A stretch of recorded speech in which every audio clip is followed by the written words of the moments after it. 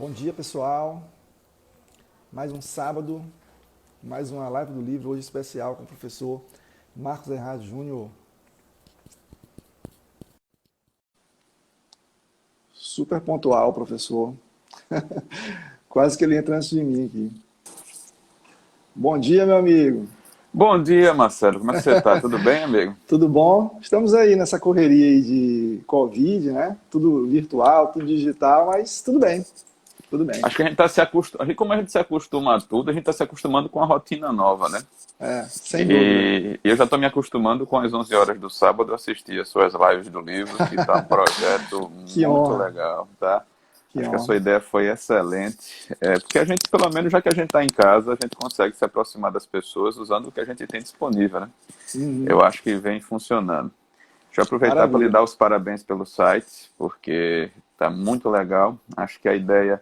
O pessoal acha que os sites ficaram no segundo plano, porque todo mundo vai para as redes sociais. Mas Uhum. para quem está assistindo a gente, é só parar para lembrar como é que faz para achar uma foto daqui a 8 meses, daqui a um ano. É, o site Você está tem uma, lá. você tem uma ideia de onde é que está aquilo, mas o trabalho de curadoria que você está fazendo, de organizar material, de deixar tudo sistematizado no site, isso não tem preço não, porque só quem precisa pesquisar é que sabe a dificuldade de encontrar isso depois. Obrigado, amigo, muito obrigado. Para quem todo mundo já conhece, o professor Marcos Errad Júnior, mas eu vou falar aqui brevemente do currículo dele, brevemente porque o currículo é muito grande, né, muito extenso, e a gente vai tentar resumir. O professor é advogado, é doutor em Direito pela Universidade Federal de Pernambuco, é mestre pela Universidade Federal de Alagoas, é professor de Direito Civil dos cursos de mestrado e graduação da Universidade Federal de Alagoas, é professor de Direito Civil e de Direito do Consumidor do Centro Universitário SESMAC, é líder do grupo de pesquisa de Direito Privado e Contemporâneo da Universidade Federal de Alagoas, é editor da revista Fórum de Direito Civil, é vice-presidente do Instituto Brasileiro de Direito Civil, nosso querido IBD Civil, é presidente da Comissão Nacional de Enunciados do Instituto Brasileiro de Direito de Família, o IBDFAM, é membro fundador do Instituto Brasileiro de Direito Contratual, IBD-CONT, e do Instituto Brasileiro de Estudos de Responsabilidade Civil, o IBERC também. É atualizador dos tomos 3, 4 e 5 do Tratado de Direito Privado de Pontes de Miranda. E é organizador de diversas obras coletivas, já publicou vários livros, artigos aí, mundo afora. Hoje a gente vai focar um pouquinho mais no livro Privacidade e sua compreensão no direito brasileiro, né? Mais tarde a gente vai falar um pouco sobre o Perfeito. livro. E, Marcos, eu já vi chamar seu nome Marcos Errar, afinal de contas, qual é a O maneira legal é que correta? todo mundo sabe que sou eu, entendeu? Então não importa a pronúncia. Se você for pro Exatamente. alemão, é errar, tá? Uhum. Mas acontece que a família já está no Brasil há muito tempo, ninguém fala alemão mais, então o errar acabou virando o sotaque nordestino aqui para o nome, tá? Uhum. E alguns colegas brincam com isso, entendeu? A família é pequena, veio um ancestral engenheiro para cá, casou com uma brasileira, não voltou mais para a Alemanha, Olha aí. e a gente acabou se espalhando aí. Tem alguns parentes, inclusive alguns professores de outras áreas que também têm um sobrenome. Olha que legal. Meu amigo, logo de início aqui eu vou tocar num ponto que para mim é muito marcante aqui no que eu vi no seu currículo, né? Pontes de Miranda. Você foi um dos atualizadores aí do Tratado do Direito Privado, que para quem é do ramo aí do direito civil, do direito privado em geral, aquilo é mais ou menos uma espécie de Bíblia, né? É um campo sagrado. Como é que foi, de repente, atualizar o tratado ali do Pontes de Miranda, né? Como é que foi Deixa eu te essa contar, obra? deixa eu te contar a história. Primeiro eu venho da Universidade Federal de Alagoas, que Aham, lá a gente tem o privilégio, eu tive o privilégio, hoje eles estão aposentados, de ser aluno de Marco Bernardo de Mello e de Paulo Lobo na graduação. sim. Inclusive me aventurar por algum período de monitoria lá com eles. E o que é que acontece? Quando os dois se aposentaram, num intervalo muito curto, Marcelo, pra você ter uma ideia, em menos de um ano os dois se aposentaram. Marcos Mello por conta da idade, chegou da idade limite, e o professor Paulo tinha sido indicado pelo Conselho Federal da OAB para a primeira composição do CNJ. Ele foi para Brasília e não conseguia dar aula. abriu-se vaga para professor substituto na UFAL. E eu me vi com uma cadeira de cada uma no meu primeiro semestre de professor na universidade. E para completar a equação, era justamente o ano de entrada em vigor do Código Civil. Nossa. Então, eu já era professor substituto da universidade, mas eu começo o meu vínculo formal na universidade num contexto que a universidade estava alterando todas as suas bases. Só que eu não entrei sozinho, eu entrei com umas 8 professores, todos da minha geração, e a gente hoje está lá trabalhando junto. Eu não esqueço nunca, Marcelo, era Páscoa, era domingo de Páscoa, o Marcos Bernardo de Mello me ligou, disse que tinha recebido um convite, que o convite era para comemorar os 100 anos da editora RT no Brasil, que era um projeto enorme e que ele precisaria de ajuda para fazer o trabalho. E me chamou para ajudá-lo na atualização. Conversar sobre o Pontes, estudar o Pontes, ler o livro, não era novidade para mim. Mas o desafio de atualizar o livro é o seguinte: Pontes escreveu na época de outra Constituição, na época de outro Código Civil, outra lei de registros públicos. Então, você mergulha no universo, tá? É como se você entrasse num portal para você ir para outro período. E o que várias pessoas, às vezes, têm dificuldade é o seguinte: naquela época, Marcelo, que ele escreveu, a gente não tinha as regras de ABNT como a gente tem hoje. A gente não tinha preocupação com o didática que a gente tem hoje. É comum você encontrar no tratado trechos do tratado em alemão, em latim, em francês, sem nenhuma tradução, tá? E mais ou menos assim, com razão, fulano de tal, e ele vai escrever um parágrafo em francês e depois ele continua em português, tá certo? Ou então, ele não se preocupava, como ele tinha uma ideia do que ele ia escrever, ele não se preocupava em fechar as ideias num parágrafo só. Muitas vezes ele começa uma frase e termina assim: mas não é só, ponto. E a gente acha que ele vai explicar por que não é só na mesma página. 3 capítulos na frente, tá certo? Aí vem a explicação, tá certo? Mas ter trabalhado primeiro com o professor Marcos, tá? E segundo, ter tido a base da trilogia dos livros dele, facilitou o trabalho. Agora, o desafio dessa coleção que você falou, para quem não conhece ainda, é o seguinte: é que o texto não foi mexido. Então, se você quiser saber o que o Pontes escreveu e o que os Marcos escreveram, Marcos Bernardes e eu escrevemos, os textos estão separados, porque a atualização vem no final do capítulo, tá? E o que a editora pediu a gente, que eu acho que é uma das grandes contribuições desse tratado atualizado, é que você faça o contexto com a jurisprudência atual. Então, você vai encontrar no final dos capítulos referências a decisões bem mais recentes, tá? Que, de alguma forma, aplicaram o conhecimento dele. E com esse distanciamento a gente ganhou o presente de ter o professor Marcos gravando um curso inteiro de par geral da teoria dele, disponível, você está divulgando, está colocando no seu canal. Eu acho que isso é um registro histórico que vai ficar para as próximas gerações. Demais. Foi emocionante, aquela primeira aula que ele deu ali, lembro, uma quarta-feira, 8 horas da noite, se eu não me engano, e Isso. Lotado o canal, todos os professores de Direito Civil do Brasil. Foi uma celebração ali, sabe? Foi. Todos os professores, todos os grandes estudiosos de Direito Civil no atual momento estavam lá. Um abraço aí para o meu amigo Ezequiel Moraes, está querendo autógrafo. Eu que quero ser autógrafo, rapaz. Um abraço, Ezequiel. E, Marcos, me diz uma coisa. Eu estava vendo aqui, você é uma pessoa que tem um trânsito enorme, né? Em todo o ramo aí do Direito Civil, todos os setores, todos os institutos. Sem dúvida, isso é algo que a gente salta aos olhos, a gente consegue perceber isso claramente, mas não é algo fácil de conseguir. Né? Como é que você conseguiu, de repente, transitar livremente em todos os institutos relacionados ao direito civil no Brasil, todos os congressos, todos os grandes eventos, você está lá, né? Sem dúvida, você é uma figura muito especial, né? Eu já acho isso particularmente, mas assim... Hoje eu conheço muita gente e o direito civil me deu grandes amigos, tá? Eu acho que apesar de todo o esforço da dedicação, o que a gente recebe de retorno dos amigos é uma coisa impressionante, o carinho de todo mundo. Mas o que é que acontece? Primeiro, eu já estudante, eu participava dos eventos, participando dos concursos de artigo, né? Então, só que naquela época eu participava dos eventos mais próximos daqui. E depois que eu me formo e viro professor, e não demorou muito, Marcelo, eu me formei no final do mês de maio e virei professor em setembro do mesmo ano, tá? Caramba. Então a minha distância para os alunos era praticamente nula. O pessoal tinha me visto no corredor como estudante quando eu comecei a dar aula. E o que é que aconteceu? Eu comecei a atuar como professor em escola de magistratura. E isso me permitiu, era a época de mudança do código, e eu fiz muito curso de atualização de um código para o outro. Isso me permitiu circular, tá?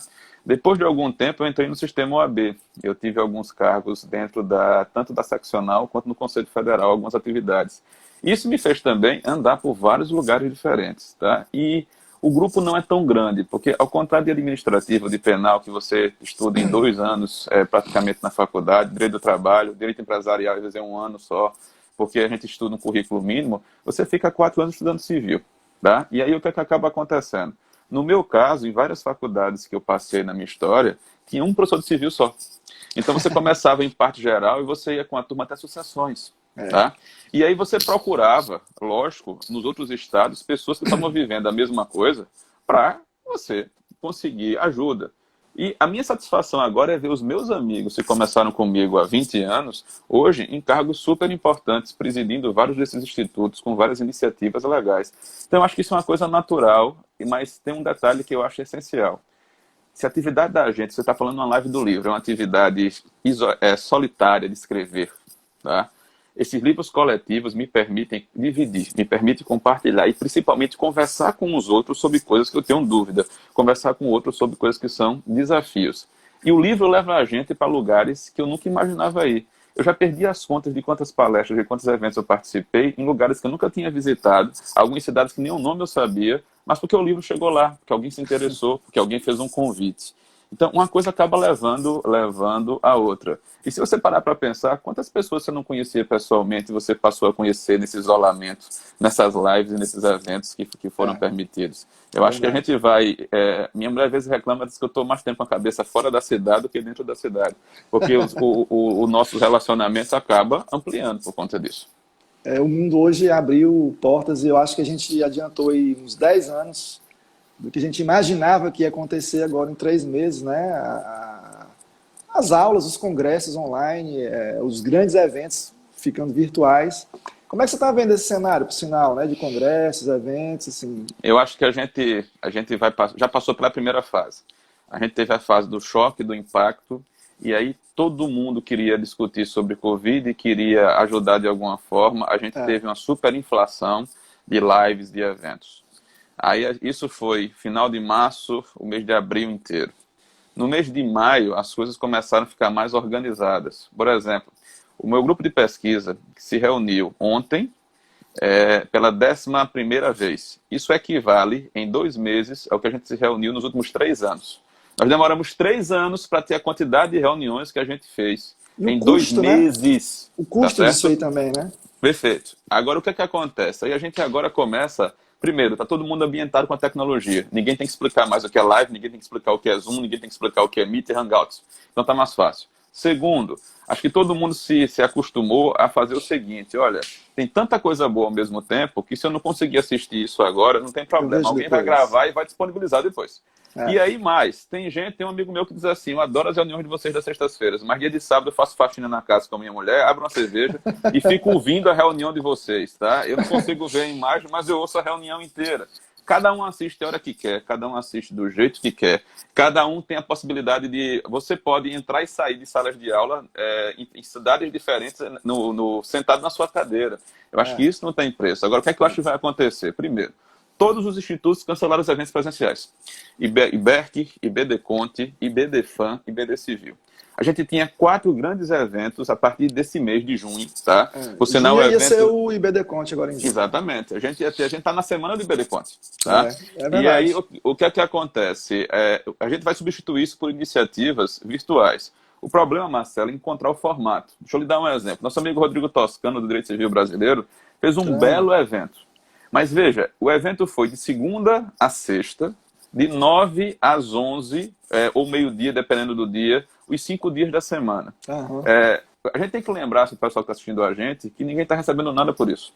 Tá? E aí o que acontece? É o esforço pessoal, desse caso a abnegação do Rodrigo e do Carlos Elias que organizaram o evento, e do pessoal que participou, porque você tem uma estrutura para montar, você tem que fazer planejamento, você tem que fazer divulgação. Muita organização, Depois, todo mundo quer a gravação do vídeo, você tem que editar o material, você tem que subir o material para as redes sociais, para as pessoas poderem analisar. Então, o que é que eu acho que vai acontecer? A gente vai ter agora um espaçamento entre os eventos. Eu acho que os 4 institutos, pelo que eu tenho acompanhado das discussões, farão eventos no segundo semestre, tá? E eventos virtuais. Agora, qual é a característica do evento?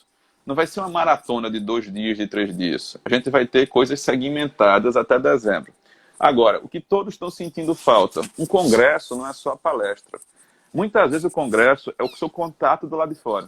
Pois é. É a chance de você ver o stand de livros e de você manusear livros que na internet você só consegue ver a capa, às vezes o sumário. Aquilo é muito bom, é muito bom. Eu acho que isso vai fazer a diferença. Então tá todo mundo com saudade disso, tá certo? Demais. Então os Conhecer, eventos não falar com vão as sumir. pessoas, um aperto de mão ali, um abraço, um Isso. autógrafo. Dá uma escapadinha Aquilo para tomar um café do hotel ali no saguão do hotel rapidinho e depois voltar é pro muito evento. bom.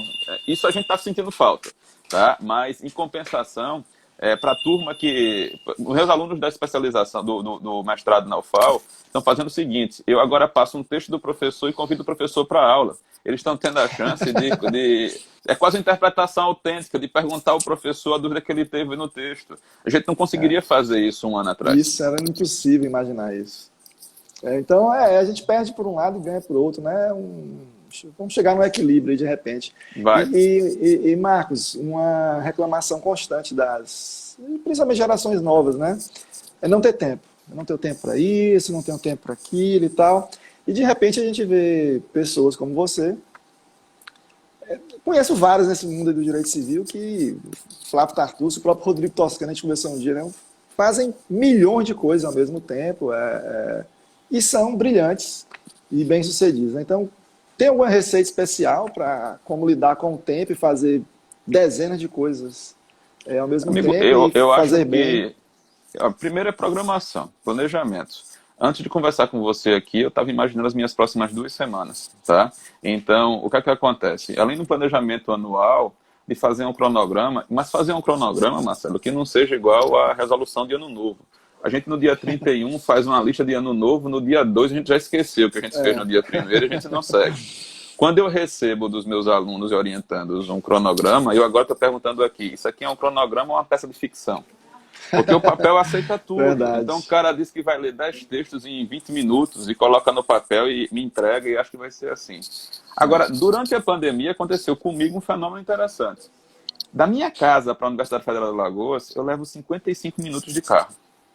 Então, você veja, Marcelo, que eu economizei 2 horas por dia, indo e voltando. Isso sem falar minhas aulas no SESMAC à noite, minhas idas para o escritório.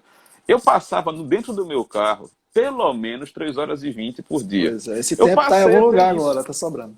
Isso. Então, agora eu leio, agora eu escrevo, agora eu converso com você aqui, tá certo? Eu fico com a minha família.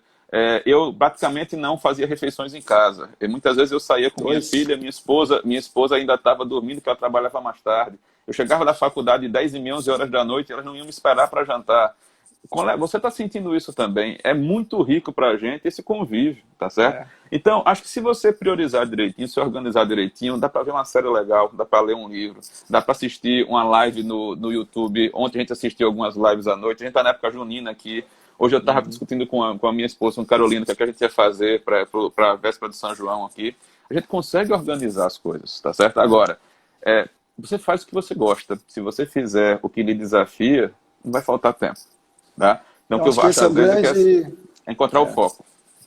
Porque quando você faz uma coisa que você gosta, que você persegue aquilo ali, né? Quando você olha o relógio, está de madrugada e você nem se tocou e não está cansado, amigo, parece que aquilo não te cansa, né?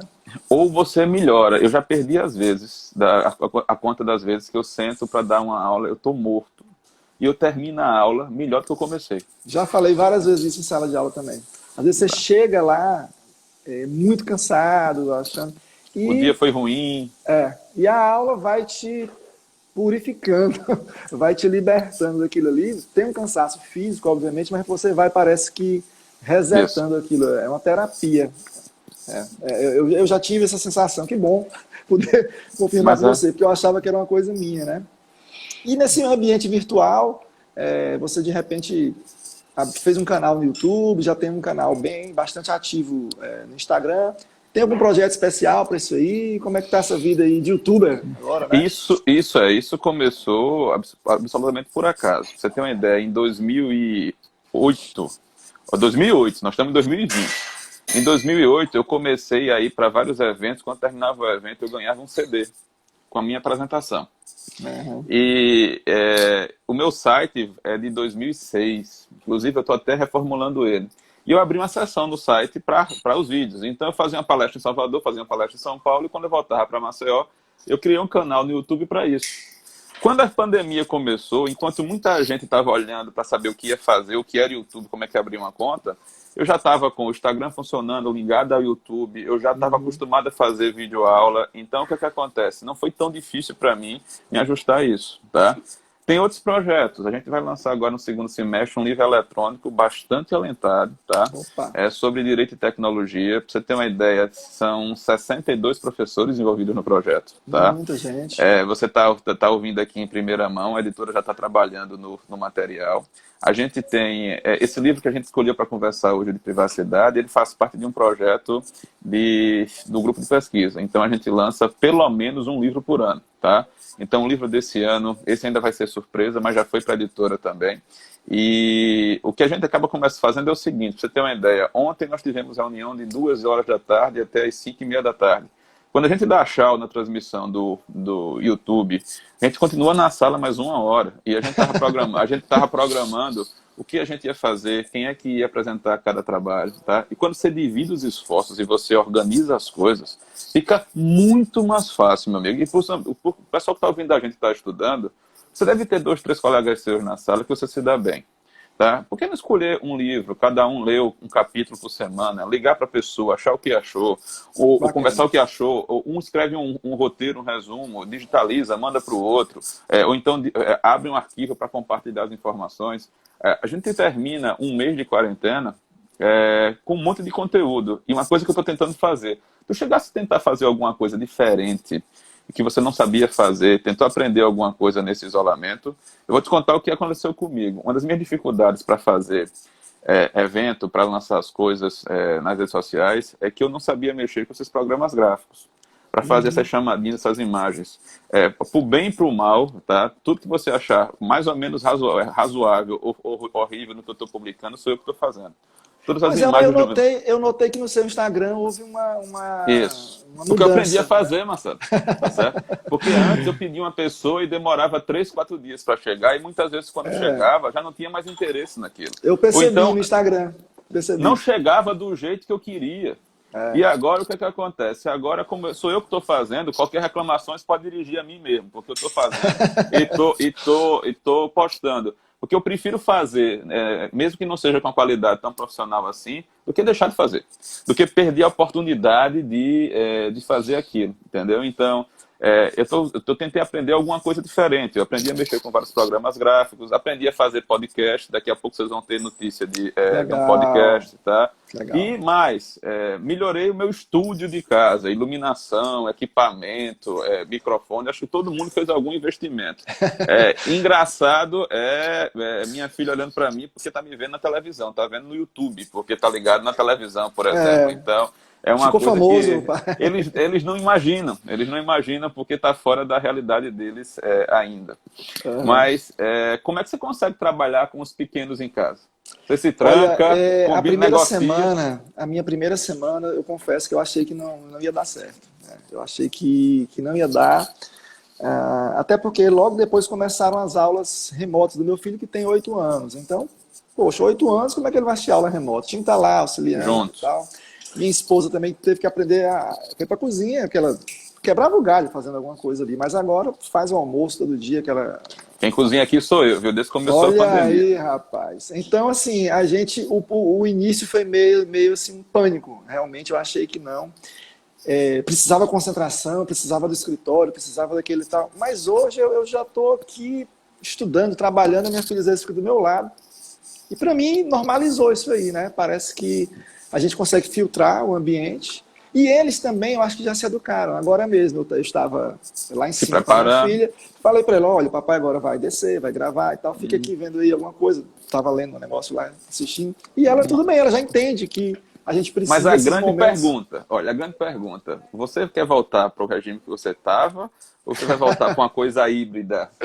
Eu acho que o híbrido vai ser o que vai acontecer. Até porque esse ano a gente já sabe que as aulas remotas vão continuar até o final do ano, pelo menos nas faculdades particulares e pós-graduação. Pelo menos na federal aqui, a gente já tem isso como uma coisa praticamente certa. A gente está esperando. Ou seja, resolver. vai aumentar essa nossa adaptação. E como você falou, no primeiro momento foi aquela ideia, não, nada vai dar certo. Isso não vai funcionar, isso vai ser ruim, a gente não vai conseguir. Professor Felipe Quintela, meu amigo, um abraço. A audiência nossa aqui é Um privilegiada. abraço, Felipe. Bom vê-lo. Mas agora a gente começou a perceber que a gente também ganhou muita coisa. Essa questão do tempo, né? Poxa, acordava às 5 e pouco da manhã, ia deixar meu filho na escola, eu moro bem longe aqui do centro da cidade, né? E, poxa, passava 45 minutos, depois escritório, depois corre para a faculdade, aula à noite, né? Aquele trânsito.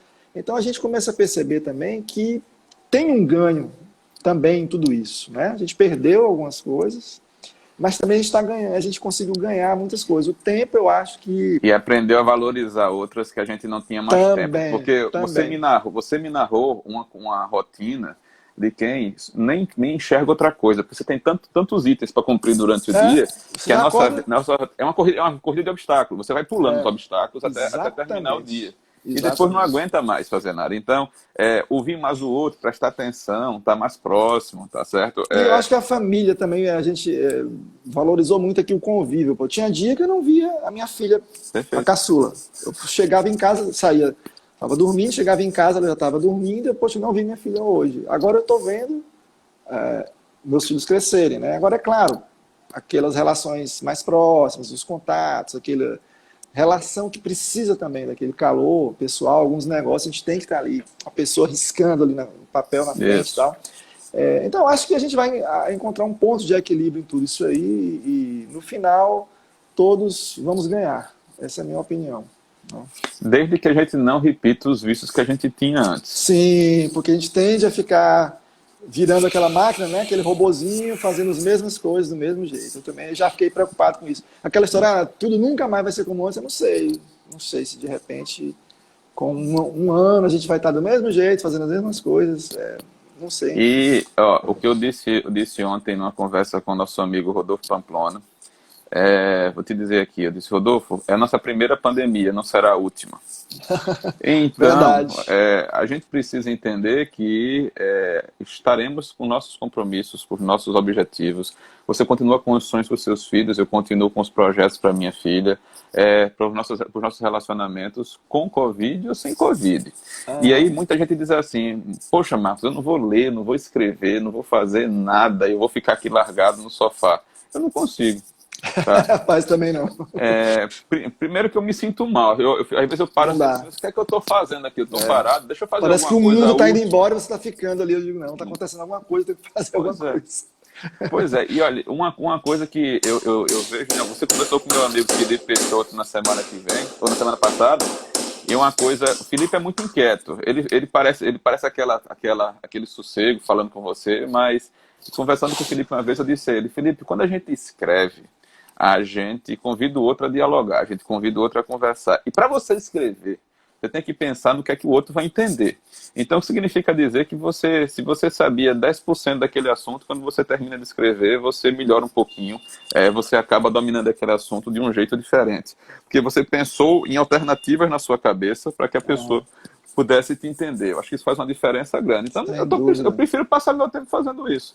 Eu vou tocar um pouquinho, eu vou cozinhar, eu vou ficar com minha esposa, eu vou assistir uma série, vou ler um livro. A gente está, hoje no grupo de pesquisa, a gente está trocando sugestões de série, de livro. Tá? Tem um colega nosso que é pianista, todo domingo, ele brinda a gente no domingo com uma peça nova que ele estudou durante a semana e grava pra gente e manda. Eu tô sentindo saudade desse lado aí, porque eu sou guitarrista, né? Eu tenho uma banda de rock, que é o Call Jobs. Inclusive, aquele quadro que está ali atrás é a capa do primeiro trabalho que a gente fez. É um hobby, somos todos... Então, bota o endereço tem aí depois. No Spotify, diz, Call Jobs. O nome da banda é feio, mas a banda é excelente. É rock progressivo, tá? E sinto muito falta dos ensaios, daqueles encontros, que somos todos amigos, alguns amigos de infância, e a gente tirava esse tempo aí para dar aquela relaxada total. Então isso estou sentindo muita falta, porque a gente não está conseguindo colocar isso em prática, é meio impossível. Eu vou te contar o seguinte, dos meus 13 anos aos 18, eu estudava música, eu tocava teclado Olha aí, eu não profissionalmente. sabia disso, tô sabendo hoje. Eu fiz muito casamento, muita festa de 15 anos, campanha política em cima de trio elétrico. Mas aos Ah, pai, olha 17 aí. para 18 anos, meu pai me chamou para uma conversa. E perguntou se eu ia continuar nessa vida, tá? Uhum. Eu sinto falta do... Não me arrependo, tá? Sou muito feliz no caminho que eu escolhi, mas essa camaradagem da música, tá? De você olhar para o outro, o cara já saber o que você vai aprontar na próxima vez, ou então ele acompanhando, e no final de contas, mesmo sem ensaiar, no improviso, acaba É, ficando muito legal. Isso eu sinto falta. Eu continuo tocando aqui quando tem uma olha folguinha. só. Pois pronto, eu também sempre tive esse contato com a música desde de novo, né? Toquei também praticamente profissionalmente, fiz eventos, tá? Quando eu era bem mais novo, aí lá pelos, sei lá, 19, 20 anos. E aí foi quando eu estava me formando que eu tive essa parada aí realmente para decidir, não, uma coisa não vai dar certo com a outra e tal, e aí passei a levar isso como um hobby, e aí encontramos esses amigos aí de infância, outros que a gente conheceu mesmo profissionalmente, todos nós hoje fazemos mil coisas, e montamos essa banda, mas gravamos, né? Fizemos já 2 gravações, tem aí, Perfeito. tá no Disney, Spotify, Apple Music e tal. Vou Inclusive procurar para ali, ouvir. vai lá, é Vou um rock procurar. de Você boa sabe que qualidade. você não é o único guitarrista civilista. A Não, gente tem um eu acho que dá para montar professor uma banda, viu? Porque tem muita da... gente aí. Tem o Rodolfo da... Pamplona, tem uma série de. O Rodolfo pensa que canta, tá? Vai ficar bravo agora comigo, não. Mas o Rodolfo canta, o Rodrigo Xavier Leonardo, da Federal do Paraná, é um excelente guitarrista, tá? Olha aí. A gente tem um que já nos deixou, o professor Ricardo Aroni, esse tocava profissionalmente, tá? Uhum. De saudosa memória, mas a gente tem aí uma turma boa, tá? Em Pernambuco a Tem. gente tem alguns professores que são bateristas, e a turma do processo chegou a ter uma banda, Olha aí.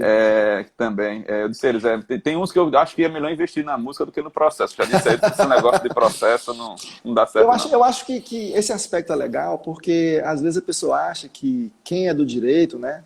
Não Tem que ser faz mais aquela, nada. tem que ser aquela pessoa quadrada, chata, carrancuda, com Isso. aquele olhar e tal. E eu acho que nada a ver, né? A gente pode, Uhum. de repente, ser um roqueiro e ser um excelente jurista, desenvolver algumas atividades aí, sobretudo artísticas. Eu acho que a arte.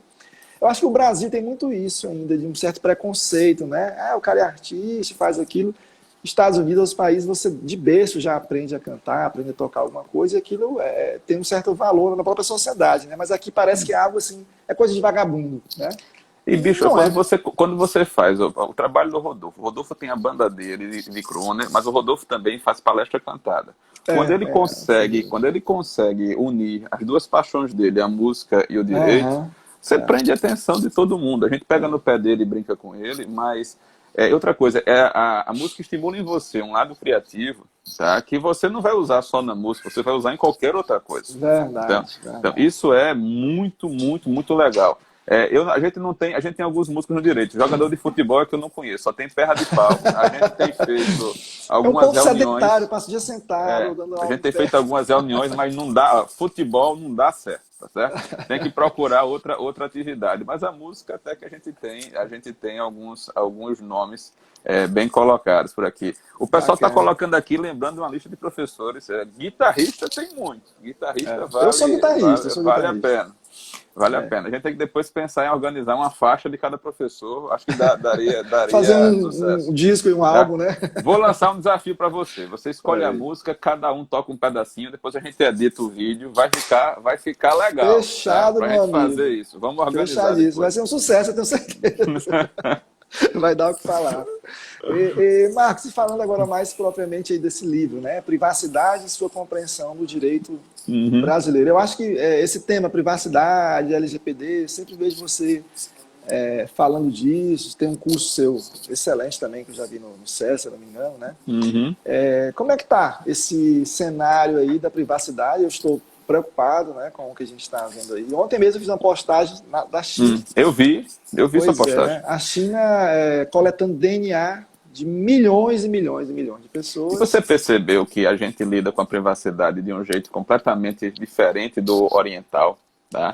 O que Aham. estarrece a gente não estarrece tanto a eles por cultura, por tradição. eu posso dizer é o seguinte, eu sempre gostei de parte geral, dos meus livros de civil. Hoje eu não leciono parte geral na graduação há quase 10 anos. Eu só trabalho com isso na pós, porque o pessoal não foge muito de reais, foge de sucessões, e acaba que eu fico pegando outros livros que não o parte geral. Parte geral, todo mundo quer dar aula para geral. Mas é um dos meus livros preferidos. Quando eu escrevi o meu livro de parte geral, eu comecei a estudar direito de personalidade, e isso já põe aí uns 14 anos, foi quando eu comecei a me preocupar com privacidade. E desde então isso vem sendo uma constante nas minhas pesquisas. Pelo menos uma vez por ano eu oriento alguém, ou iniciação científica, ou especialização com o tema. E quando a gente faz um livro do grupo, Marcelo, o livro que você falou de privacidade é do grupo, tem que explicar uma coisa para você. O livro não é assim, vamos escrever sobre um assunto e o assunto vai ser esse. A gente passa um ano estudando o assunto. Tá? Então, o primeiro projeto foi Boa-Fé no direito brasileiro, e sua compreensão do direito brasileiro. O segundo projeto foi Função Social no direito brasileiro, nas relações privadas. E depois, agora, é o livro de privacidade. Perfeito. Esse é o segundo do grupo. E aí, o que é que a gente faz? A gente escolhe pessoas do grupo e, durante o ano, em cada reunião, a gente tem exposições seguidas de debates. E para a pessoa chegar no ponto de fazer a exposição, ela tem que ter produzido um texto antes. Ela manda o texto para as pessoas vão chegar na reunião com o texto lido para poder debater sobre aquele assunto. E aí, quando ele está maduro, no final do ano, a gente organiza o material de todo mundo e a gente publica o livro. Para você ter uma ideia, esse livro daqui de privacidade tem 15 textos. São 20 professores participando. Se não me engano, o professor Dante Ponte, que é nosso Sim, professor perfeito. Federal, Dante é colaborador, escreveu sobre publicidade e direito do consumidor. Tá? O CONREP é o grupo de pesquisa que foi fundado e liderado pelo professor Paulo Lobo, a co-líder é a professora Fabiola Lobo, a sede dele é Pernambuco, mas as reuniões do grupo da UFPE acabaram virando reunião, como se fosse um para-raio agregando o Nordeste inteiro. Então, o que acaba acontecendo? Meu doutorado é na UFPE, eu participo do grupo, o professor José Barros de Alagoas também, a professora Joyceane do Ceará, o professor Toscano da Paraíba, a professora Tatiane do Ceará, Rodolfo Pamplona da Bahia, tá? O Dante participando do Piauí. Eu acho que, com exceção do Maranhão, Marcelo, hoje, tá? Que o nosso representante do Maranhão acabou viajando e não está participando das reuniões, a gente tem em cada reunião pelo menos um professor de cada capital do Nordeste e praticamente todas as federais estão representadas no grupo. Isso enriquece muito, né? Muito, amigo. E agora, com a tecnologia, pra você ter uma ideia, na reunião de ontem, uma expositora de Brasília, o outro era o professor Anderson Chirabia, do Rio de Janeiro, a professora Gisele Jonaca estava na sala com a gente, e quem estava assistindo a reunião, Rio Grande do Sul, São Paulo, Paraíba, Minas Gerais. Ontem eu contei 12 estados na reunião do grupo. Isso é muito legal. E aí a gente virou uma comunidade, não é mais um grupo de pesquisa. Tá? Então, a gente já transcendeu isso. Tecnicamente, para as regras formais da universidade, nós somos uma rede de pesquisa hoje. Então, isso vem funcionando muitíssimo bem, e a ideia para esse ano é continuar com o projeto a despeito disso.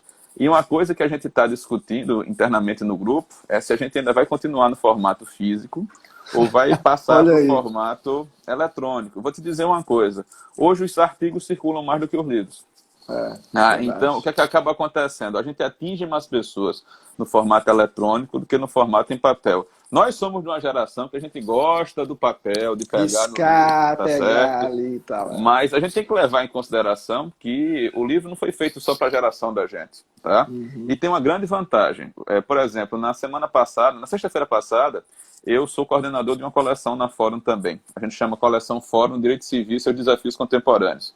Qual é a ideia da coleção? É publicar tese de doutorado e dissertação de mestrado, que jamais teriam a chance no mundo comercial, porque normalmente as editoras querem publicar manual, mas que são de assuntos que são tão relevantes, que não tem material escrito, que eles certamente vão ter uma saída. A gente tem o livro que saiu na sexta-feira, é sobre contrato de namoro. Tá? Mas um livro sobre contrato de namoro discutindo, por exemplo, a natureza da união estável e a utilidade ou não de um contrato desse tipo. Então, o livro é um livro bem vertical, com vários conteúdos nele. E o que é que acontece? O livro saiu eletrônico. Ele só vai sair físico daqui a mais uns 20, 25 dias.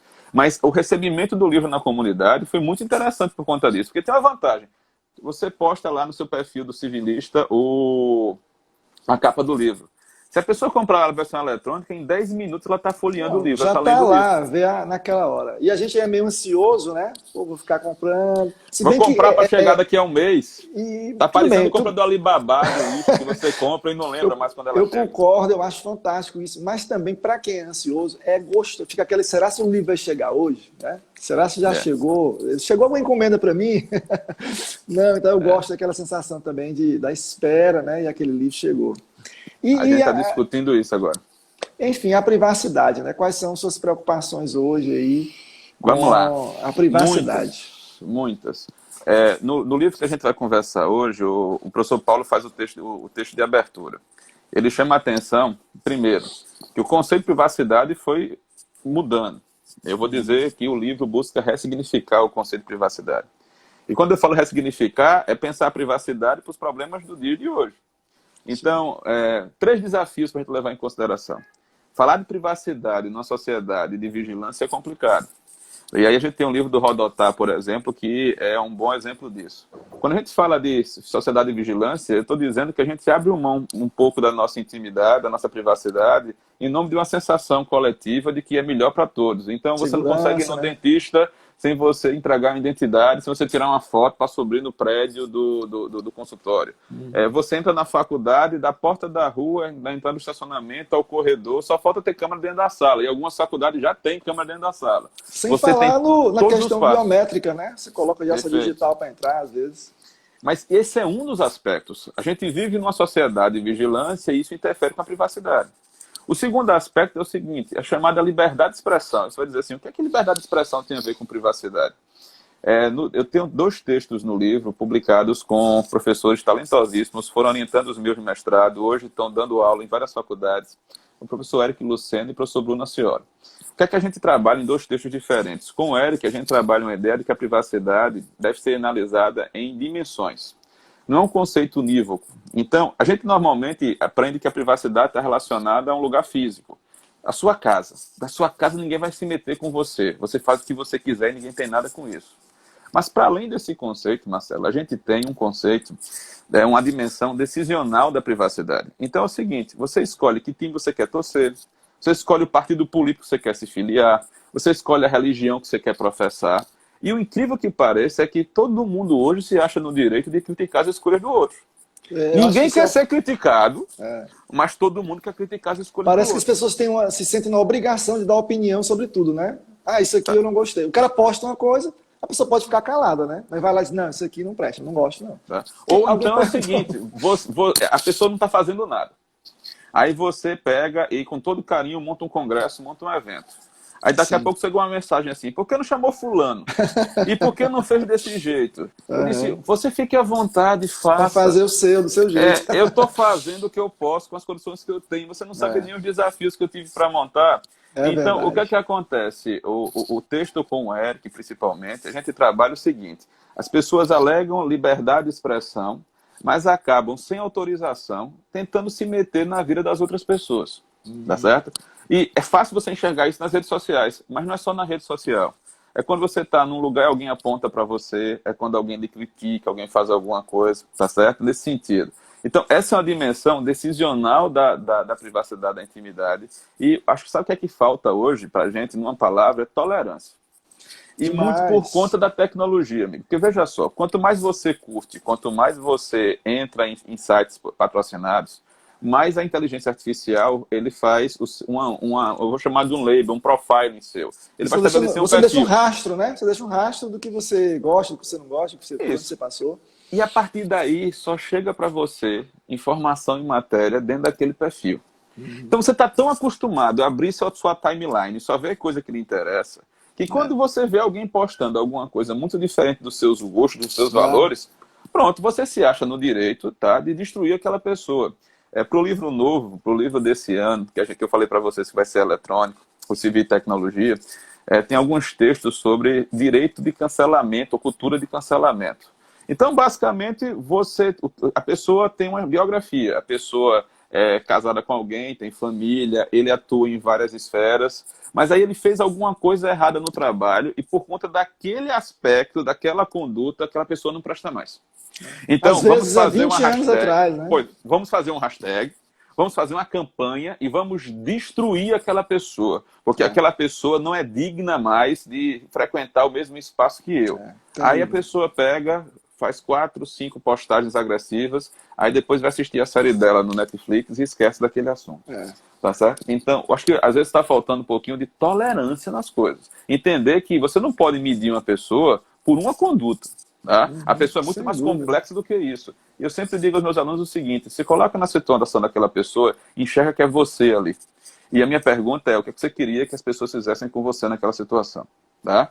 Então, um pouquinho mais de compreensão, um pouquinho mais de tolerância não vai fazer mal a ninguém. A gente tem que aprender a viver num ambiente democrático, em um espaço social. Os direitos são idênticos, são iguais. A gente tem que ter alteridade nas relações. E, por incrível que pareça, isso interfere na privacidade. Fantástico. Mas esse é o segundo aspecto, amigo. Eu disse a vocês que tinham 3 aspectos complicados. A gente falou de sociedade de vigilância, a gente falou da questão da liberdade de expressão versus uma privacidade decisional. E aí vem a privacidade, que eu sei que você está estudando muito, a dimensão que você está estudando muito, como eu estou fazendo isso, que é o que eu chamo de dimensão informacional. Tá? E aqui vem a questão do tratamento dos dados pessoais. Ontem, no evento do Rodrigo Toscano, coube a mim falar no RJET sobre a prorrogação do prazo de vacatio legis da LGPD. Pois é, a gente está há 2 anos, né, nessa espera em nada. Está virando uma coisa injustificada. Ontem eu dizia ao pessoal que estava assistindo lá o seguinte: o Código Civil não teve um vacatio legis de 3 anos. O Código de Processo Civil teve um vacatio legis de 1 ano. O que justifica uma lei que vai ter um impacto muito menor do que os 2 maiores códigos da gente ter 3 anos de vacatio legis. Só justifica uma coisa: grupo de pressão e poder econômico. Só isso. Tá? Você acha que a LGPD seria uma espécie de código do consumidor do século XXI? Eu já vi em algum lugar alguém falando algo desse tipo, né? Eu não faria uma analogia direta assim pelo seguinte: o CDC da década de 90, ele ainda é uma lei mais patrimonial do que extrapatrimonial. E a LGPD tem mais aspectos existenciais do que aspectos patrimoniais para nós. Para as pessoas que usam os dados, não. Aí é basicamente empresarial e patrimonial. Há quem diga que dados são petróleo, há quem diga que dados são a riqueza do século XXI. Tá? Mas a preocupação da LGPD com autodeterminação, com privacidade, com intimidade, com direitos do titular, mostra o seguinte: eu acho que a gente vai mudar de paradigma. Privacidade para muita gente é se trancar em casa e ninguém saber o que está acontecendo. Mas em relação aos dados, a gente não tem como impedir que os dados circulem, porque a gente precisa deles para se relacionar com os outros. A gente acha que a conta de e-mail é de graça, a gente acha que a nossa conta aqui no Instagram é de graça, quando na verdade a gente está pagando por nossas informações. Mais uma vez surgiu o FaceApp, né? Envelhecendo, agora transformando todo mundo em mulher. É super divertido, mas tem algo por trás, né? E aí a pessoa diz assim: olha, eu jamais vou instalar isso para não correr o risco. É bobagem, aí teu primo, aí teu vizinho, aí teu namorado vai instalar, pega uma foto sua e manda para você. Tá certo? Então, veja, a questão aqui é a seguinte: não dá para você achar que vai colocar todas as informações a 7 chaves, não vai acontecer. Mas o marco teórico da LGPD é sobre controle. Quando a gente fala de autodeterminação informativa, é o seguinte: se eu sou o dono da informação, se os dados são meus, eu preciso saber quem está usando, por que está usando, se está usando de acordo com as regras e por quanto tempo vai usar. E sempre que eu entender que eu não tenho mais interesse naquela utilização, ou que eu não tenho mais interesse no serviço, eu posso revogar o consentimento que permite a utilização dos dados. Então, eu estou relacionando hoje privacidade a controle. A controle da circulação dos dados. Porque, veja, muito antes da LGPD entrar em vigor, a gente já está distribuindo os nossos dados, fazendo eles circularem, as pessoas nem percebem isso. Tem um vídeo circulando aí no YouTube, do Internet Lab, de uma ONG, que mostra o comportamento das pessoas numa farmácia. Você chega na farmácia, o cara dá o nome, o CPF, biometria, plano de saúde. Plano de saúde, tudo, certo? Agora, sabe o que é engraçado? Se chegar eu e você e 3 pessoas que estão assistindo a gente aqui na mesma farmácia para comprar o mesmo remédio, cada um vai receber um preço diferente. Pois é. Tá? Então, a gente precisa começar a discutir outros aspectos que vão impactar a vida da gente. A quem interessa prorrogar a LGPD? A quem está utilizando os dados sem pedir licença, a quem está ganhando dinheiro com isso, a quem está abusando na possibilidade de fazer isso. Tá? E veja, em 90, quando o CDC ia entrar em vigor, o pessoal disse que o comércio ia se acabar. Não se acabou. tá certo? Quando a gente, naquele 77, quando se permitiu a lei do divórcio, o pessoal disse que as famílias no Brasil iam se acabar. Pois é. Quando o Supremo falou da união de pessoas do mesmo sexo, a família vai para a derrocada. Não vai acontecer nada disso. Agora é o seguinte, quem está acostumado a utilizar as coisas sem permissão e de modo indistinto, agora vai perceber que tem que ter responsabilidade nos dados. Que aquilo ali não pertence a ele. E talvez ele não consiga lucrar da maneira que ele gostaria de lucrar. Agora, a questão das fake news também, né? Sim. Poxa, isso Sim. Terrível. Com certeza. Desinformação, né? Demais. Deixa eu perguntar uma coisa para você e para os nossos amigos. Você sabe que o Instagram não é de graça. Você sabe que a gente paga o Instagram quando a gente posta, quando a gente acessa as postagens de alguém, porque eles estão monitorando o nosso hábito de leitura e de consumo. Mas imagine que amanhã você vai abrir o seu Instagram e vai aparecer assim, os termos de uso do Instagram mudaram. Se você quiser continuar usando o Instagram, clica aqui. Se você não quiser, para naquele ponto. Você não vai ter acesso a nenhuma das fotos que você postou. Você não vai poder escrever mais nada. Porque se você não concordar com aqueles termos de uso, você simplesmente vai ser excluído da plataforma. É a adesão total, né? É sobre isso que a gente tem que estar discutindo.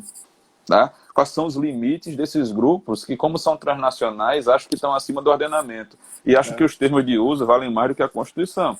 Não pode ser desse jeito. Tá? Aí, de repente, os estados nacionais parecem que ficaram pequenininhos, né? Diante desses grupos aí, Facebook desse aí, tá no mundo inteiro.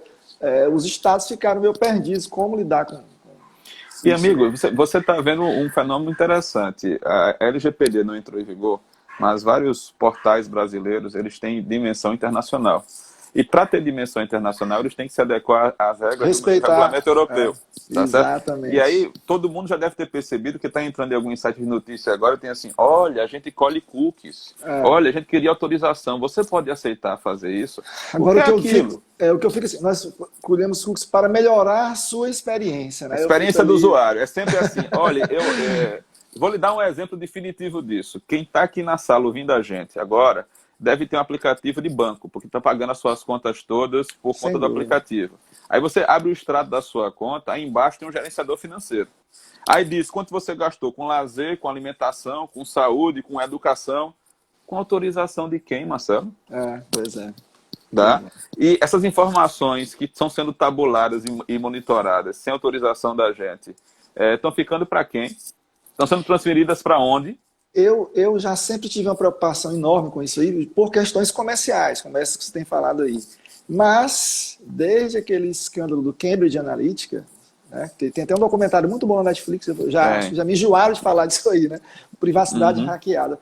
A gente vê o perigo disso aí no uso político desses dados, e não apenas comercial. Né? Então, é um outro risco enorme que a própria democracia, com esse uso indevido de dados, e inteligência artificial, consegue, às vezes, ter tantas manipulações que a própria democracia fica em risco.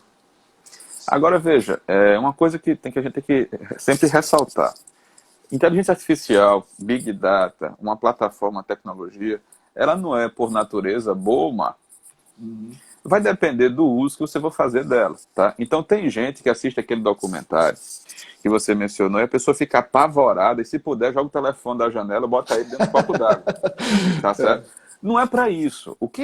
Aquilo ali mostra para a gente que em qualquer relação jurídica, eu preciso ter normas que disciplinem os limites, que permitam a convivência sem que um abuse do outro. É isso que a gente está estudando. Eu não sou contra o desenvolvimento econômico, eu não sou contra a plataforma de tecnologia, muito pelo contrário. Elas facilitam a vida da gente. Agora, o que eu não acho razoável é que o único argumento que as pessoas utilizem é o seguinte: a LGPD tem multas muito altas, então precisa demorar para poder ela entrar em vigor. Veja bem, Marcos, veio a pandemia, eu não pude nem me preparar para a LGPD. Eu disse, meu amigo, a lei é de agosto de 2018. A pandemia começou em março e você não se preparou. Tá? Na verdade, eu acho que falta muita informação para as pessoas de um modo geral e para as empresas, as entidades que vão tratar dados, que não são grandes empresas, não, uma padaria, um escritório de advocacia, uma clínica, mas tem que ter esse cuidado também. Parece que acharam assim, não, isso não vai pegar, não vai colar, e depois eu vejo isso. A impressão que me dá é essas pessoas, de um modo geral, estão desinformadas, eu acho que falta divulgação, E aqueles que vão tratar dados parece que disseram assim, não, um dia eu vejo isso aí. A sensação que eu tenho é essa. Eu estou com uma cliente dentista que ela atendia em consultório em 2 lugares na cidade, então ela colocou um programa para permitir ela acessar as fichas dos pacientes de qualquer lugar que ela tivesse, que o paciente podia escolher em que consultório queria ir. Ela foi vítima de sequestro de software. Basicamente, alguém invadiu a rede dela, Nossa. Alterou a extensão de todos os arquivos Olha e só. cobrou um resgate para poder devolver os dados para ela. Tá? Nossa Senhora. Ela pagou o resgate, pagou um dinheiro considerável, porque ela não queria que os clientes dela soubessem da situação que aconteceu com dados sensíveis, que Pois são dados é. de saúde. Saúde. Mas a ironia, Marcelo, é que o cara não devolveu o acesso aos dados dela. Caramba. E ela teve que avisar todos os clientes que a ficha com informações pessoais estava disponível na internet, porque o cidadão Olha vazou as só, fichas. olha isso aí. E veja, qualquer advogado, qualquer engenheiro, qualquer médico, qualquer dentista, qualquer psicólogo, que tem informações como é que chama, privadas da pessoa, íntimas da pessoa, por razão da profissão, incluindo o contador que vai fazer o imposto de renda agora. A quantidade de pessoas que vai mandar informações fiscais por e-mail ou pelo WhatsApp na próxima semana, porque o prazo está terminando, é absurda. Tá? Então, a LGPD ela não vem só para lidar com a grande plataforma, ela vem lidar com qualquer pessoa que trate dados e estabelecendo não só punição para o cara que deixou os dados vazar, mas estabelecendo boas práticas. Tá? Ou seja, segurança, o comportamento da lei é proativo. Essas leis mais recentes, elas têm uma outra dimensão. Não se espera que o problema aconteça para que você tome uma providência. Se exige um comportamento proativo que está muito próximo do que a gente costuma chamar de compliance. E você tentar estar em conformidade para prevenir que o problema aconteça. Aí você veja como a gente evoluiu na privacidade. E o engraçado é as pessoas acharem que se eu falar privacidade aqui na China, nos Estados Unidos e na Europa, as pessoas acham que o sentido é o mesmo, e está longe disso. A privacidade não é a mesma dentro da sua cidade. Todo mundo conhece aqui famílias de baixa renda que moram em barracos que têm um cômodo só. E ali dorme o pai, a mãe, os filhos, o genro, a nora, dorme todo mundo junto, a vida inteira. Você não tem privacidade nem para dormir, você não tem privacidade nem para namorar com o seu consorte. Você está sempre naquele mesmo espaço. Vejam os índios como é que vivem, eles vivem em habitações coletivas, tá? Então, eu estou colocando isso porque o europeu enxerga a privacidade diferente do americano. O americano enxerga a privacidade numa relação de um particular com o outro, relacionando com propriedade e liberdade. O europeu enxerga a privacidade como se fosse algo personalíssimo. E se é um direito fundamental, o personalismo reconhecido pelo Estado, o europeu cobra do Estado, tá, uma presença mais forte para impedir os abusos. O americano basicamente deixa aquilo para as relações privadas. O papel do Estado não é tão forte assim. É como se eu tivesse Estado mínimo no combate aos abusos da privacidade na América do Norte e eu tivesse um pedido para um Estado cada vez mais intervencionista na relação europeia. E aí o pessoal pega os livros para estudar privacidade no Brasil e não enxerga que, dependendo do marco teórico e da bibliografia do autor que você está lendo, você vai chegar para consequências diferentes. Então, ter um livro é bom para você discutir esse assunto. Meu amigo, quando eu bolei essa live do livro, eu pensava num papo de meia hora, né? A gente já está aqui com 59 minutos. O Instagram vai derrubar cortar a gente. A conversa foi maravilhosa, o tempo voou realmente. Sempre que você quiser, velho. Estou às suas então, ordens, tá? Parabéns pelo projeto. Vou continuar assistindo nos sábados, vou ficar esperando para ver quem vai ser a próxima conversa no sábado que vem. O sábado que vem tem uma figura aí que vai me confirmar, mas a gente divulga em breve. Surpresa. Muito obrigado. São João para você, tá? Para todo mundo que está assistindo sua família, a gente. todo mundo aí. Descansem no final de semana e a gente continua se encontrando nas redes sociais enquanto não for possível se encontrar presencialmente. Pessoalmente, eu quero dar um abraço em breve aí. Pois um grande abraço, muito obrigado. Eu sei que você é uma pessoa muito ocupada e, acima de tudo, generosa, simples, humilde e tem prazer em passar conhecimento, né? Muito obrigado mesmo e a gente está aqui à sua disposição. Grande abraço a todos e até o próximo sábado. Tchau, tchau. Valeu, meu cara. Até mais.